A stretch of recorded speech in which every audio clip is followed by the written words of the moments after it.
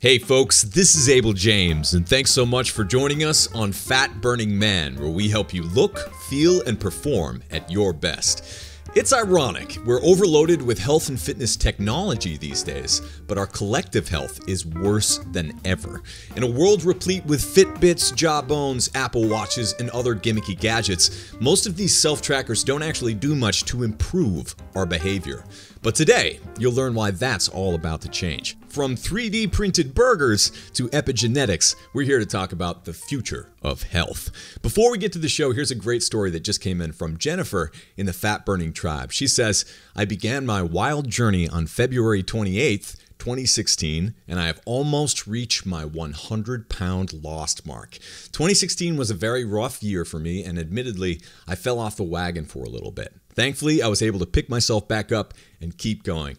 Jennifer, my goodness. For those of you who are listening to the audio version of this podcast, you can't see this right now, but Jennifer attached her before and after pictures, and they are jaw-dropping. If you'd like to check them out, you can see them in the YouTube version of the show, in the video version of Fat Burning Man, which you might not even know exists, but if you go into iTunes, you can actually watch the full video versions of all these interviews as well. But anyway, you can go to the blog at fatburningman.com to get the show notes as well and see Jennifer's before and afters. But it's incredible what losing nearly 100 pounds does to the look of someone, not just in their body, but in their face. You can see how she's just shining now. So Jennifer, I know we've talked back and forth in the Fat Burning Tribe in the Facebook group, but I just want to wish you the heartiest congratulations, because I know especially during a tough year, it's harder than ever to eat clean and do the right thing.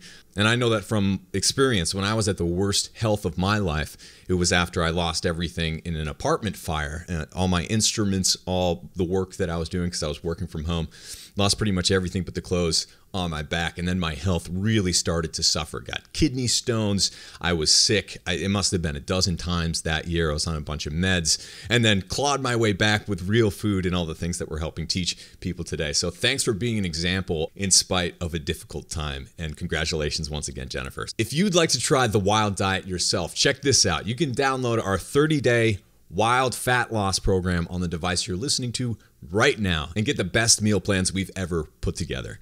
In this plan, we share 30 days of foodie-friendly meals that are designed to help you drop fat with real food.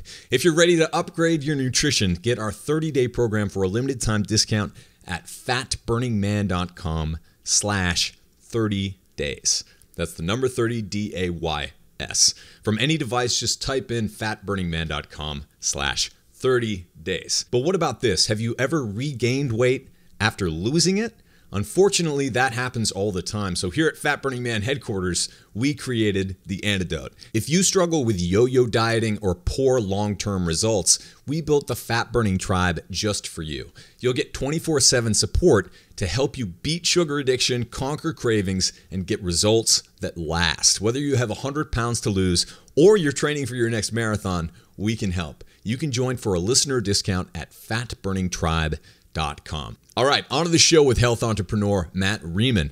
Thanks to the wonders of technology, he's literally joining us from the other side of the world. On this show, you'll discover how not to lose your mind in the age of misinformation overload, how food, exercise, friends, and even career alters your genetic expression, why your smart fridge should talk to your watch, and much more. Let's go hang out with Matt.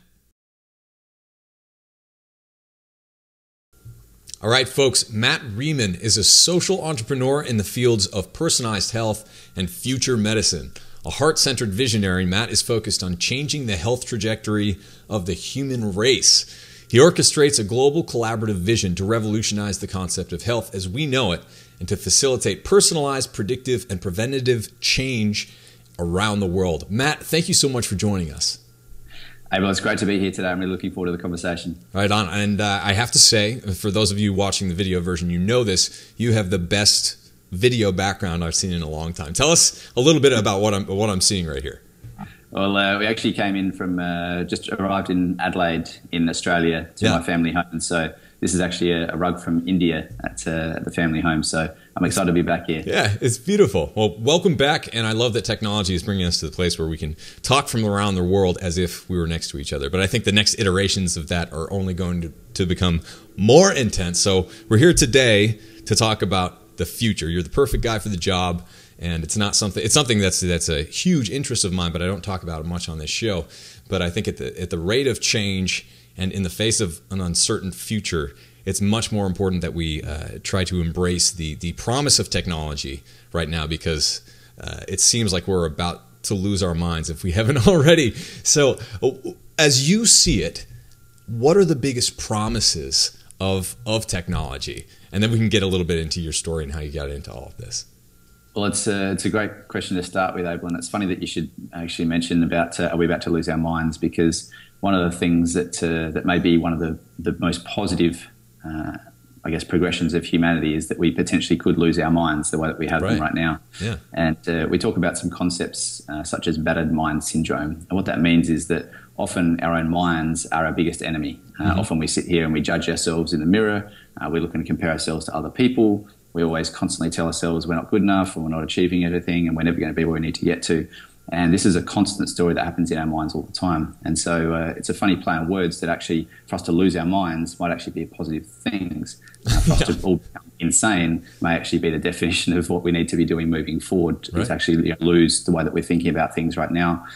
Often we'll be caught up in a day and age where the things that we say to ourselves in the mirror, we would be judged, and we would never, ever want to say them to someone else. The things that we say, you're overweight, you're not good enough, you'll never achieve this. If you saw yourself, or if you saw someone in the street talking to someone else like that, you'd probably want to go up there and have a good chat to them, or intervene in that conversation. Yet we allow this to happen to ourselves all day, every day.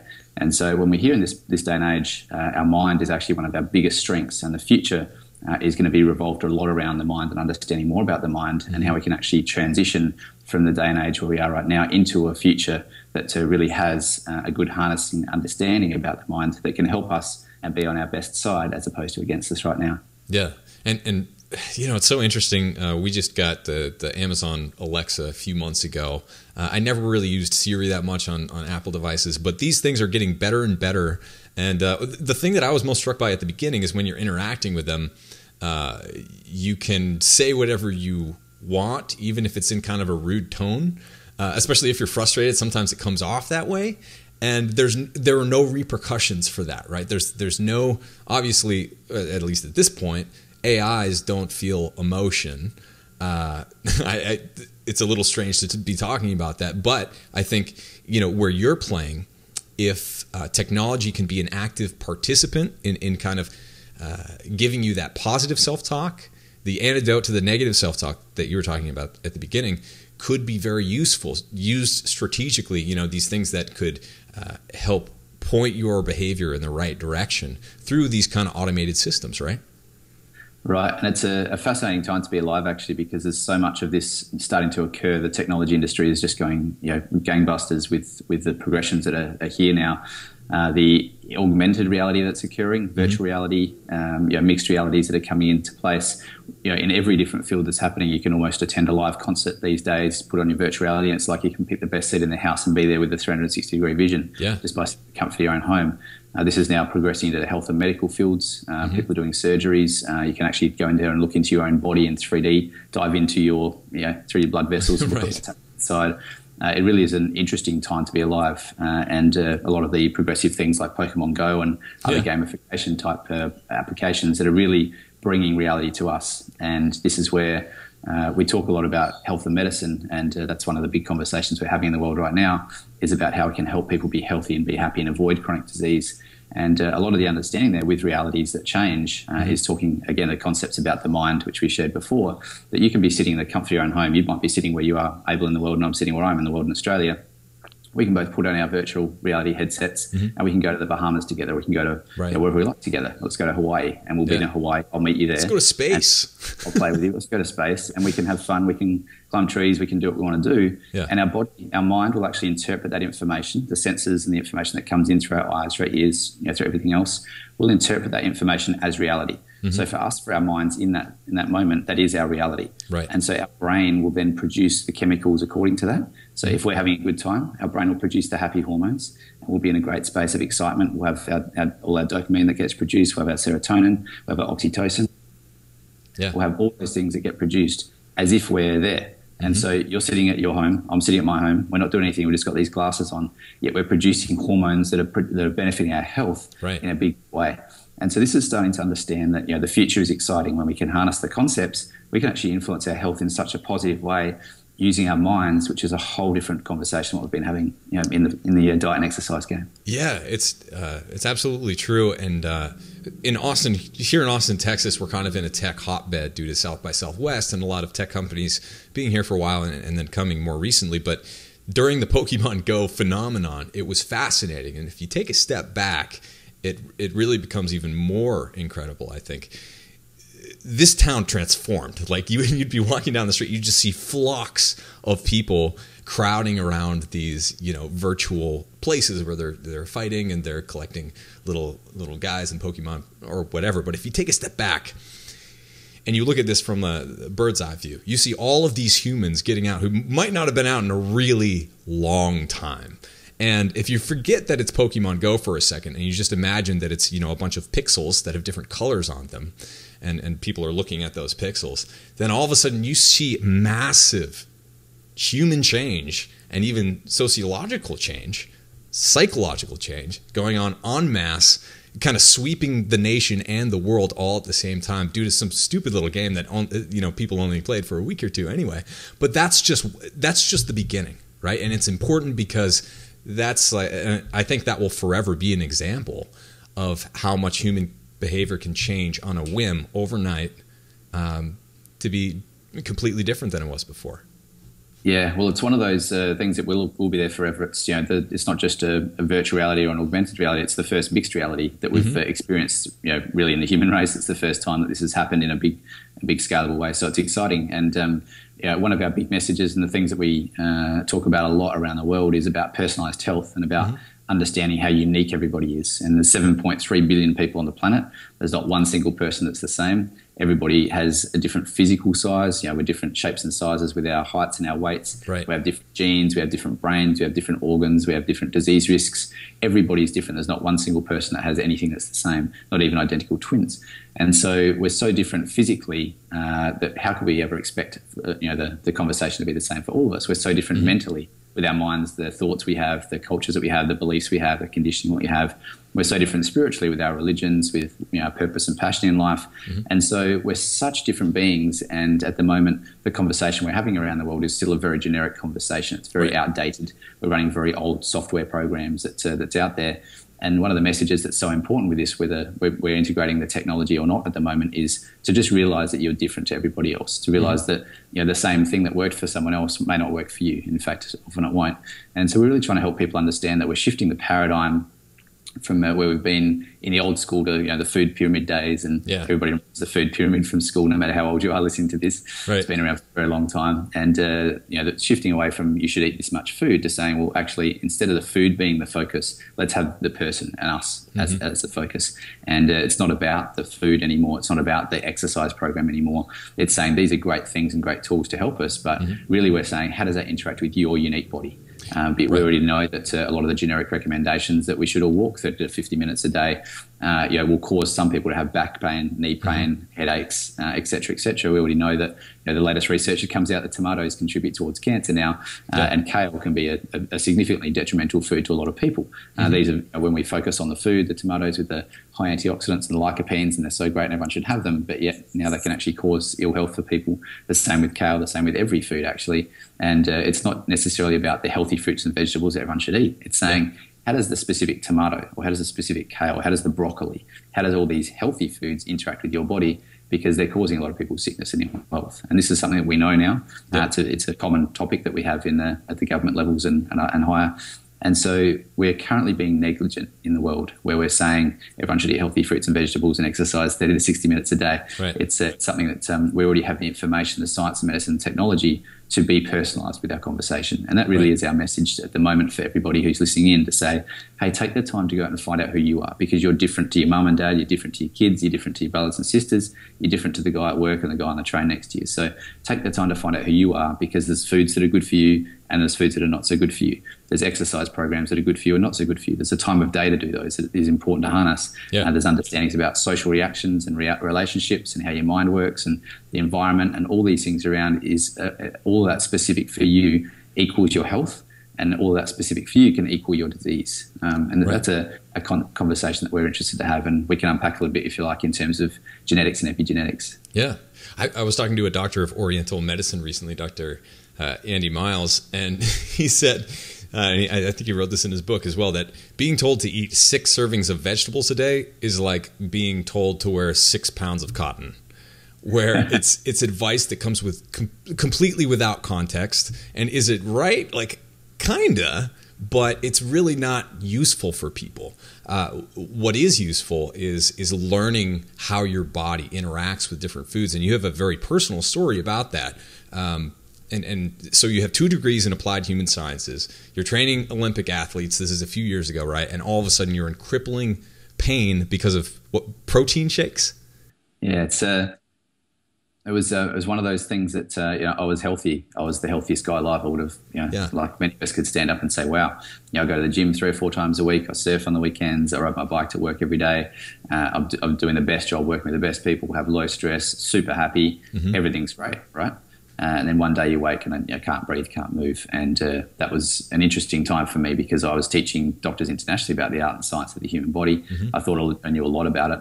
And to end up with a diagnosis of terminal disease was a pretty shocking thing for me, and really changed a lot of what we're up to in the world. And I was very lucky. I'm a university lecturer at a number of different universities around the place, have connections with some really progressive people, and I was able to connect with the leading science minds and medicine minds all around the world to figure this out. And that's one of the messages that we really bring to everyone today, is that saying that, this is where everyone's unique. I tried the normal stuff. I did every, diet, exclusionary diet and everything else under the sun before I could figure mine out. And it was looking at harnessing the concept of epigenetics. And this is where saying that we all have genes. Everybody's familiar that we all have different genes, 23,500 odd genes in each of our cells. In fact, we've got so much genetic material, it's crazy that we don't even think about it and talk about it even more. Yeah. If you pull out your 3.2 billion base pairs of DNA in each of the cells and you pull it out, it's about 6 feet long in each of your cells. And just to give you an understanding, like if you pulled a hair off your head, if you had one, and cut it into about 10 pieces, that's kind of the size that you're talking about, that 6 foot fits in that. It's absolutely genius how it works. And if you looked at the billions of cells in the body and actually expanded that through space, that's something that would be about 67 billion miles long, is about how much DNA you've got in your body, which is about 150,000 round trips to the moon. Yeah. That's how much DNA we've got in our body. So it's incredible the power that we have in this information. And what's even more incredible is to realize that your genes have no function at all, zero function. And the genes just sit there and they're a blueprint. And they require things to come and work with them, to interact with them, to then produce the biochemistry and things that happen in your body and your physiology. So understanding those things that interact with your genes is the biggest, most important understanding. And I won't go through a molecular biology lesson right now, but there's these things called epigenetic marks that sit outside of your structures that either cause the cell to be able to read the gene or cause the cell to not be able to read the gene. And so it's the most important work that we do, is to say what things actually cause these little epigenetic marks to talk to the cell. So it either turns the gene off or turns the gene on. For me, I had a specific gene mutation. My end game was to say, how can I turn that gene off and not express it so I can be healthy? And here I am today. So this is something we've been able to harness, and we've been working for about 15 years actually with the most incredible minds from all around the world to be able to work out a way where we can quantify that. How do we actually quantify these epigenetics for each person, because they're so different for everybody? In fact, it's just a completely different game that we're looking at in all the different ways. And so we talk about epigenetics that are there at the very molecular level, the epigenetic marks. At the tangible level, it's actually the foods, the exercise, the lifestyle that we eat, how we move, and the interactions that we have that dictate what messages go to these little epigenetic marks that tell our genes to either get switched on or switched off. And so this is the foods that we eat, a concept called nutrigenomics, or a field of study called nutrigenomics, looking at the specific foods for you and your genes, how they interact with them, and how that actually changes what's expressed for you. You can switch your different genes on and off, almost like a light panel, at any point in time, and it happens. We used to think, we were excited about 10 years ago or more when we had these great progressive studies that came out to show, in 20 minutes of an exercise bike session, you can change your gene expression. It was this fantastic concept. Now we know it changes literally within instantaneously, in an immediate moment. As we're having this conversation, our genes are changing. And it's a very progressive time to know that the foods you eat actually influence the way that your gene panel is switched on or off at any moment.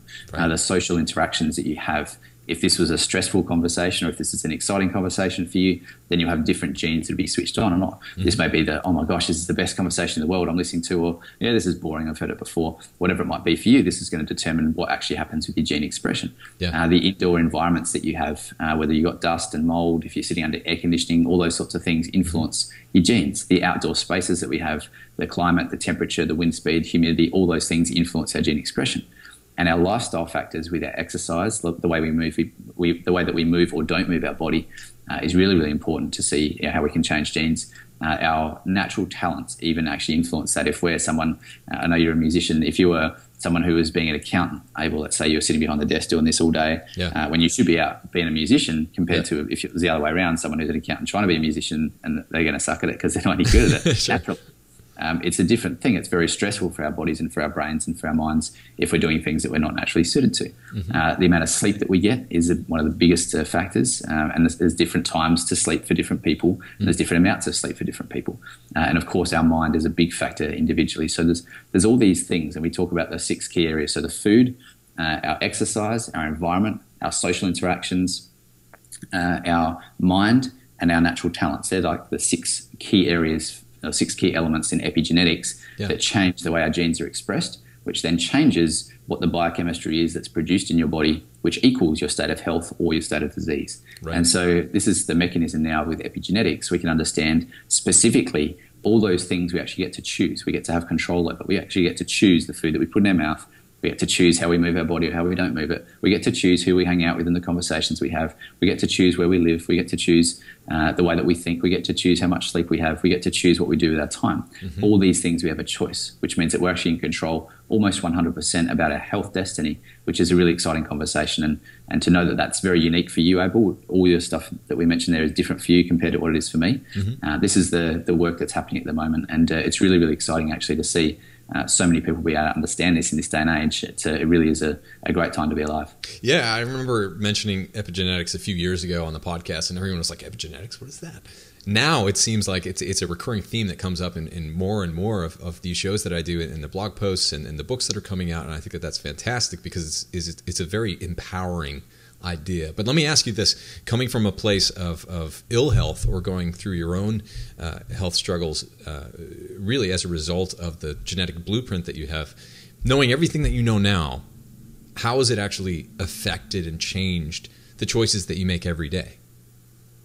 In a huge way. I now have the information and the understanding about what my unique body needs, and that's really the key, is that I can now do that. And you mentioned about protein shakes. Back in those days, I was having, I was eating a very high protein diet. I was having my protein shakes and doing all the stuff I'm supposed to. When I find out about my unique body, I understand that I have a very low amount of natural digestive enzymes, and a lot of the protein that I was having wasn't getting digested, and it was actually floating around and causing some calcification in parts of my spine, which then made my nerve dysfunction happen, et cetera, et cetera. So I had a lot of the autoimmune characteristics that came from me having too much protein in my diet, which went completely against what we learn in everything else that's usually all your protein if you're working out, which I was.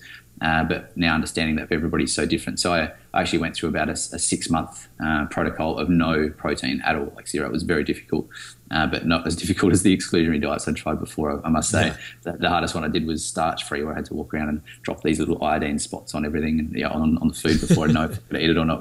But anyway, this is how most of us live, right? We go through trial and error. We do what someone else did this and they lost heaps of weight, then I should try that. And should I do the paleo diet or the juice fast or the Mediterranean or be a vegetarian or vegan, or like what should I do? There's so much conflicting and confusing and overwhelming information out there. Well, the answer is all of them are right, actually. Just depends on who you are, what's good for you, for your unique body right at this point in time. And for some people, they might need to be on a vegetarian program for a little while to detoxify their body. For some people, being on a vegetarian diet is really not healthy for them. It just depends on the unique person. And we now have this information available at the very specific molecular level, which is exciting. And I mentioned before, we've spent a lot of time on this, and we've been through a way to quantify this and brought it into a system that's we've called Personal Health 360, which is a way that you can actually measure yourself in about 30 minutes from the comfort of your own home and have this information that's available to you in that space of time. It's really progressive. We've been able to work to reverse engineer a lot of the things with genetics and bloods and stuff, and we can now do this in a non-invasive way. which is really exciting. It means that if you've got certain eye color, we know that if you've got blue eyes, you've got certain genes that give you the blue eyes. If you've got dark hair, you've got certain genes that give you the dark hair. So we're now able to measure what we call your phenotype, which is the expression of your genotype. It tells you which genes you have switched on, equals you as you look in the mirror and how you think when you look at the mirror. We're now able to measure that and reverse engineer and know about the genetics that you have inside without even needing to take a genetic panel. It's very, very cool. And the same for we understand from the genes you have switched on, which biochemistry you have in your body. We don't even need to take a blood test anymore. So we know about your hormone dominance. We know about your organ function. We know about your health status without having to even take a blood test or a genetic test anymore, which is very, very pioneering. And we're obviously having some great conversations now with United Nations and World Health Organization and many large governments about all this, because it's the next thing. It's we talked about the future here. It's the next thing that's coming in a big, big way in terms of population health is a personalised conversation as opposed to a generic conversation. And it's exciting to be part of that pioneering movement and mission that's occurring around the world. And what's underneath it for all of us is the mission that we currently share, which is working towards the elimination of chronic pain and disease from the planet. And in fact, we're working towards that by 2050. We've got a 50-year plan that we're working on, and we're about 15 or 16 years in now to that. And it's absolutely incredible with what's happening and what's available and what's possible. And one of the applications that we shared about in terms of technology, and you talked about Siri, and you talked about the different communication pathways. We now have a technology that's available that's called Shay. Shay is a virtual health assistant that's been dubbed by the media as Siri for your health.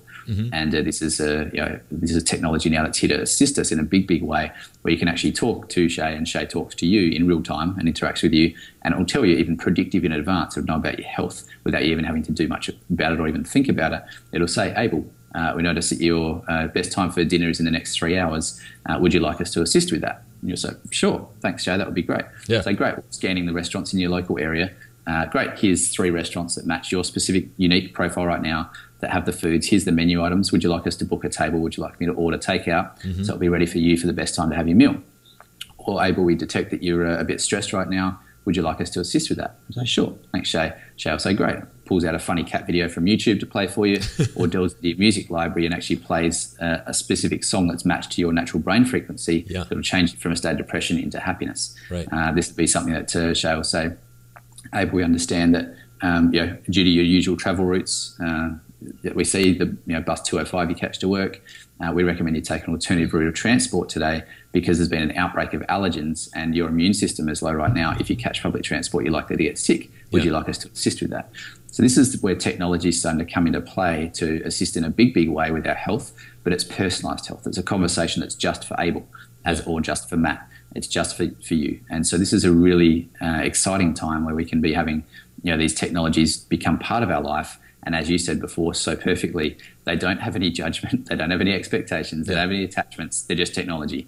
They didn't treat you bad when you were a kid. They weren't, they weren't anything. Like there's nothing against it. Like if they say something to you, they're just there to help you. And in fact, this technology like Shay, for example, is able to understand about your specific gene expression and recommend things for you to stay healthy. So it's only positive and on your side. It's like your best friend. It's like having a team of health professionals that follow you around all the time. Yet it's just through your smartwatch or your smartphone or even through a laptop or computer or any connected device, these conversations can happen for you. And all this incredible health support is now available without you even having to think about health or even know anything about health. So it's a really exciting time in humanity to see where we've been kind of bogged down with a lot of the confusion, overwhelmed with conflicting information that's out there generically, and then moving that into the fact that most people aren't motivated or aren't inspired to do exercise or to eat the right foods. And even if they want to, it's very difficult because of all the reasons why. We're now moving into a day and age where all those barriers are starting to be removed and overcome very, very quickly with technology, and that's exciting for me too. It really is a great time, and we're seeing tens of thousands of people all around the world. This is in 89 countries already. It's really happening. It's something that we're often not aware of in the conversation, but this is all happening. This is real stuff, and this is live right now, and it really is quite an exciting time to see people changing completely their troubles they have with sleep, with stress, with weight, with digestion, with all the things that are there, even reversing their signs and symptoms of diabetes, heart disease, cancers, obesity. Like this is big game-changing stuff thanks to technology with the understanding about personalised health and epigenetics. So it's a great conversation. Yeah, I remember watching a movie years ago, and it was about the future where basically it's, you know, a computer or an AI is following you around one way or another. And the guy opens up the door to the fridge, and there's like a piece of chocolate cake in there, I think, like a, and then the computer like basically says, this is going to take 13 minutes off your life if you eat this cake. And he's like reaching for it, and then he stops reaching for it. And you know, it seems like we're not that far off, are we? Oh, we're not that far off at all. In fact, there's the concept that's, again, this is already live, called the smart fridge. And the smart fridge is the fridge that knows what's in the fridge. It knows if you've got your carrots and your vegetables. It can even talk to you with your devices, like, say, for example, to know how much food you have got in there, if the food's right for you, and to even have those conversations about, is this healthy for you, is it not? And to be even matched up now with technology with other bigger companies that are looking forward to incentives and rewards to say, well, actually, Abel, if you ate that chocolate, it doesn't just take 13 minutes off of your life. It actually will account towards a negative balance. If you eat all the healthy stuff, you're going to get rewards from your insurance company, you're going to get rewards from whoever the partner is going to be at the time. To say, hey, if you stay healthy, then we'll reward you for that. So there's this augmented reality that comes in, like, you know, technology will already know what's in your fridge. You can decide it's, you know, but it talks with your home as well. It's not just your fridge, it's your smart toilet that measures your poop. It's your microbiome, that's how we measure that. It knows about you, and it knows about your functions just by you going to the toilet, going about your natural day. When you walk in, the temperature will adjust depending, it'll understand and acknowledge it's Abel that's walked in. It'll change the temperature according to your unique body and what you need at the time. This is, you know, the concept of the smart home, the smart fridges, the smart toilets, is something, this is all live right now. This is being tested. It's not rolled out in a major way yet, but it's big and it's coming and it's here.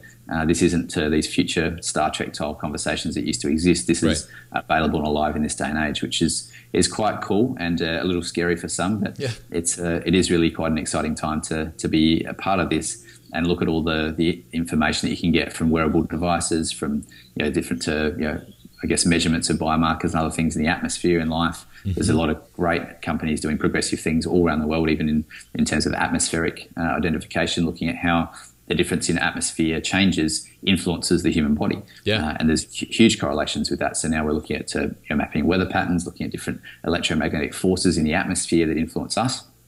We often, again, don't think about that in everyday life, but our body's, you know, about best on average about 70% water, as it would have it. So is Earth.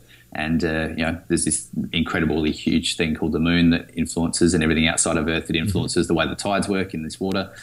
We just completely ignore the fact that has any effect on the human body, but it does.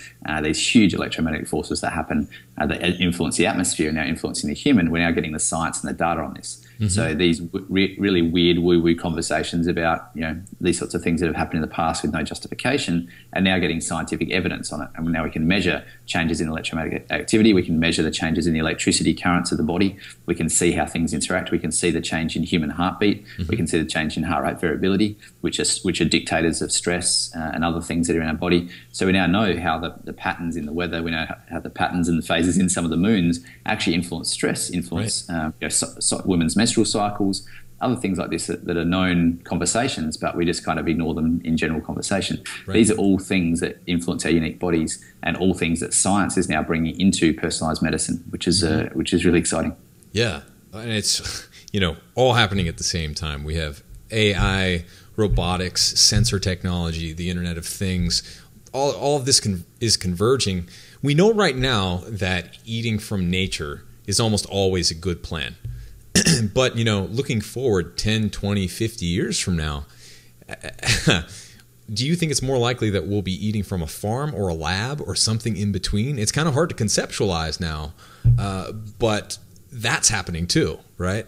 That is happening. In fact, it's been more than 5 years now since, or almost 5 years since the first burger was 3D printed, and the best chefs in the world couldn't tell the difference between a burger that was cooked live and a burger that was printed 3D. This is the same. The best musicians in the world couldn't tell the difference between the violin, the best violins in the world that were made from the beautiful 1,000-year-old trees versus one that was 3D printed.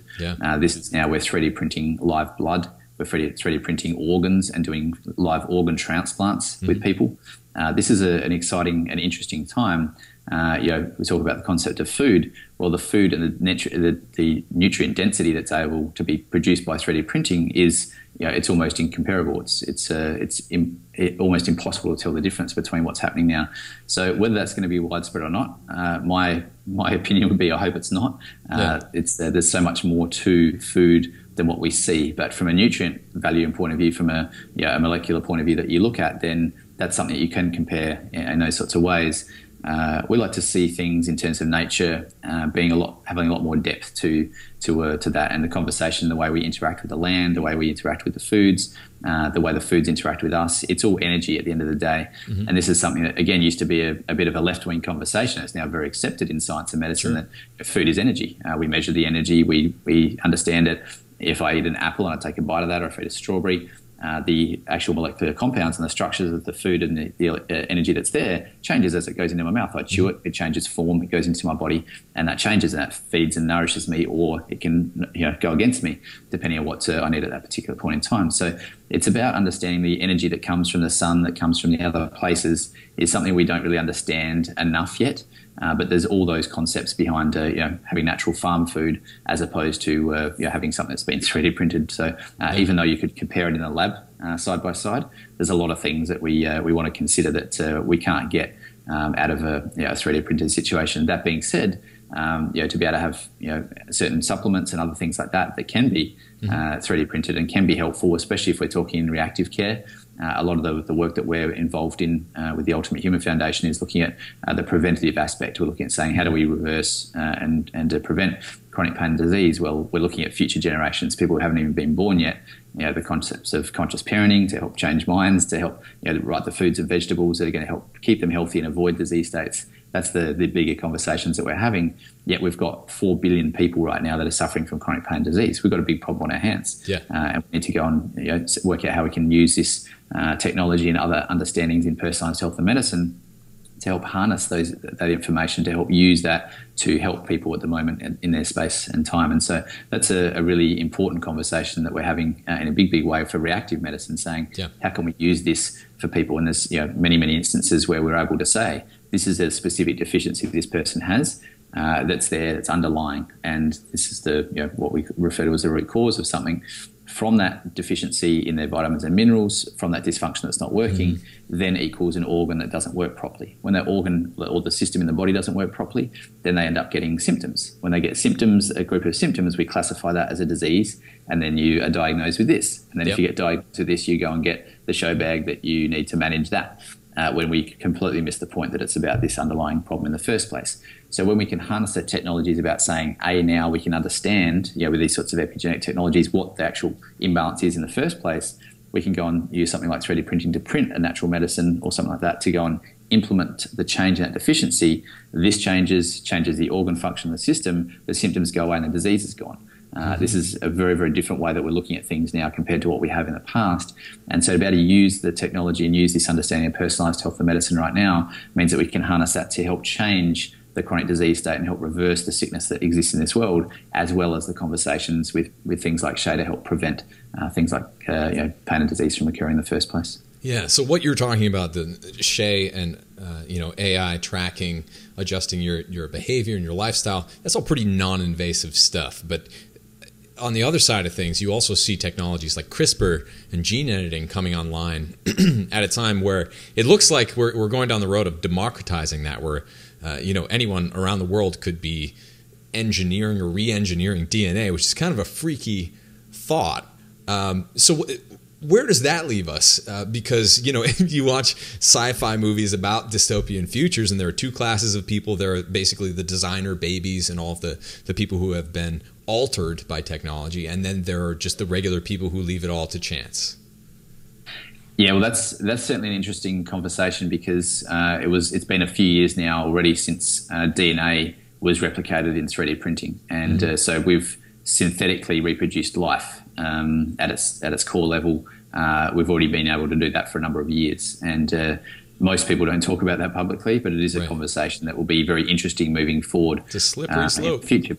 It's a very slippery slope, and it's a conversation that I guess will happen in due time, and where we go as humanity will, I guess, be dictated, because it is possible to do that. It is possible to change genetics. It is possible to have a designer baby as you share that. And there's very strict rules and regulations around what's able to be done in the lab and things like that at the moment. But it's an exciting yet a scary time sometimes in the conversations that exist. The best thing at the moment is to really understand that no matter what we do with our genes, as we shared today, your genes don't actually have any function at all. It's about the things that interact with your genes. So even if we change genetics that are there, it'll change our predisposition for our life, but it won't change what actually happens, because it is our environment and lifestyle that influences who we are. It's about 90 to 95% of our environment and lifestyle actually that dictates who we are in our health or disease at any point in time. And that's really important to understand. So our genetics, which we are able to change and are changed, and we harness those concepts in the right way for humanity, then we're going to head in the right direction. If we use it and abuse it, then we're going to head in the wrong direction. And that really is, I guess, the ultimate test of humanity is where are we going to be in 2050 for us? So, like, are we going to survive or are we going to be thriving? We have the choice to do either, and it's really up to us as humanity as to what we want to do, because there's such huge benefits from understanding about these genetic modifications that can happen that if we use it in the right way. And as I said, if we've got 4 billion people that are suffering from chronic pain and disease, these applications, if we can help them, if we can understand about their genetic expressions and understand things like that, then we can work to help them and to change them and to keep them healthy and happy, versus not. Even chemotherapy, for example, that we're looking at is still our most widely accepted form of cancer treatments. Mm-hmm. We already know that specific genes react very badly to different chemotherapy agents, and we already know about 20% of the time it'll cause death in someone by having things if they haven't had their genetics tested. Yeah. Know that that's the case, yet routinely genetics aren't even tested across the board, and we have some really shocking and alarming rates of death with chemotherapy. Not necessarily because it didn't work; it was because it was the wrong agent for the person. Right. Yet we just don't know. So there's a lot of incredible advancements that are coming from this if we use it and apply it in the right ways. And I think it's going to be up to the regulatory agencies and how we choose to go about that moving forward as to what can happen with this, because it is powerful information and it is a very exciting time to be alive. And I hope that we end up making the right choices. That's for sure. Yeah. So your watch might be able to tell you what you should eat, but you still need to make that choice. Exactly. Well, the interesting part of this is we're really trying to say, and a lot of the work that we're doing is trying to say, how can we help with that behavior change? Mm-hmm. So at the moment, even though we can say, hey, Abel, you should be eating your greens right now, for example, that's great to inform you of that. It's great to know that, but it's still very difficult for you to do that. Yeah. So what if you could say, and can I, the next part of this, which is what this conversation Shay has, is, and can I assist you with that? Mm-hmm. And you say, sure. And say, great, scan in a local restaurant. Oh, here's a bar that can have a green smoothie delivered to you in a more cost-effective way than you go into McDonald's in the next 30 minutes. Would you like me to order that for you right now? Yes, thanks. And you have your green smoothie that rocks up for you. So it's changing the way that you actually have to even, be so participatory in your health. You have to be involved in it, but it's doing a lot of hard work for you. This is the artificial intelligence that's really now starting to say, well, we can actually address behavior change. This is the biggest conversation that we've had in World Health Organization level and everything for many, many years, is to say, everybody knows that you should eat an apple instead of McDonald's. Everybody knows that smoking isn't good for you. Like, everybody knows that. There's not one single educated person on the planet that doesn't know that. Yeah. Yet everybody still smokes and everyone still eats McDonald's instead of apples. The problem isn't the information. Everybody understands, like everyone hears the information, but people don't process it. It's the difficult thing is the behavior change. So we're saying, well, how do we actually change the person from eating an apple or from eating McDonald's to an apple? And this is the conversation we're having now with artificial intelligence and some of the augmented realities and mixed realities coming in to say, well, what if we could create something that's more easy, more simple, more affordable and more accessible to have done for you without you having to think about it? What if we could have health without thinking? What if that was possible to have health without thinking, without you even needing to do anything, and you could be healthy? Yeah. Great. Well, let's have that conversation. That's the conversations that are happening with technologies like Shay. And it really is progressive and really is going to be a big game changer for the health of the planet. And it's exciting because there's so much more in terms of accessibility with internet these days. And for us particularly, we've been working on the question to say, how do we actually make health affordable and accessible for everybody in the world? And that really is a conversation. That's why these technologies are so important and very, very affordable, very accessible. We've been working with the genius minds from all around the globe, hundreds and thousands of doctors and scientists and specialists and researchers to develop a way that we can actually have this information that's more accurate and more powerful than doing genetic and blood tests without having to do any invasive tests at all. Yeah. And you can just know this from the comfort of your own home, have it on your smartphone or your smartwatch, it really is an exciting time to be involved in all this. So that's kind of where we're at the moment with the artificial intelligence, with technology, and the conversation about genetics and changing humanity moving forward. I guess will be something unfolds, but there's hope for us yet. And if we can apply things in the right way, we really can make such a huge difference in the world. And together, if we're all coming together, which is happening a lot now with collaborations from technology, from integrative medicine communities, things coming together and intersecting, we really can work together and end up with a world that's free from pain and disease, which is extremely exciting. Yeah. Well, Matt, this has flown by. I could talk to you all day, but we're coming up on time. So before we go, could you please tell folks out there a little bit more about your work and where they can find you? Yeah, excellent. Well, you can go to ph360.me/Shae, SHAE, to find out more about the technology we've spoken about today, about the incredible work that's there, looking at gene expression, looking at understanding how you can harness these concepts for yourself. And whether you come and check out Shae or not, my message for you is so clear and so simple, is take the time to find out who you are, take the time to find out how unique you are and how different you are to everyone else, and go and do what's right for you, because there's a different time that you should be sleeping, there's different hours in the day you should be sleeping, there's different foods that you should be eating, there's different exercises and the way you should move, different people to hang out with to keep you happy. There's so much that's different for you. So take the time to find out who you are and what's right for you to be healthy and happy, and we'd love to see you there. That is fantastic advice. Matt, thank you so much once again for coming on the show. Thanks, Abel. Really enjoyed it. Thanks again for listening to Fat Burning Man. Don't forget, before you go, check out fatburningtribe.com. If you have a question for me that you want answered about how to improve your performance, what to eat for dinner, how to drop fat quickly, how to improve your overall health, or anything else, we answer all of your questions there. So quickly, you can get the first month for just $1 for a limited time. Check it out at fatburningtribe.com. All right, I'll see you there. Thank you so much for joining us on this episode of Fat Burning Man. If you liked it, don't forget to hit the subscribe button on iTunes, Stitcher, YouTube, the podcast app, or wherever else you might be listening to or watching this show. Got a second? Please leave me a quick review on iTunes. I always love hearing from you, and if you think someone else might like and benefit from this free show, please take a second to share it with a friend or with a family member. You can get in touch with me on Twitter at FatBurnMan and Facebook by typing in Abel James or Fat Burning Man. Drop me a line anytime. Did you know that I've recorded over 150 episodes of Fat Burning Man, winning 4 awards in independent media and hitting #1 in more than 8 countries? And here's some more good news. You can download and listen to every single episode for free. All you have to do is type in fatburningman.com. I'll give you a second to type it in, fatburningman.com. And you'll get all the show notes in video and audio versions for all the past episodes of Fat Burning Man.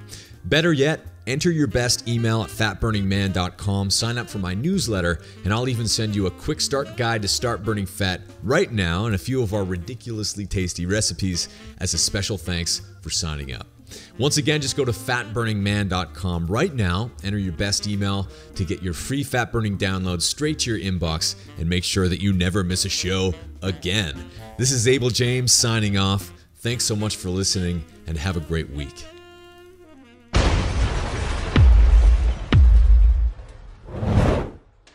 It was amazing how difficult it was to get the right amount of protein for either of us. Like, it's really, really hard to get good protein on the road. It is, yeah. And, he's 6'5". Oh, really? So, yeah, he's 6'5", and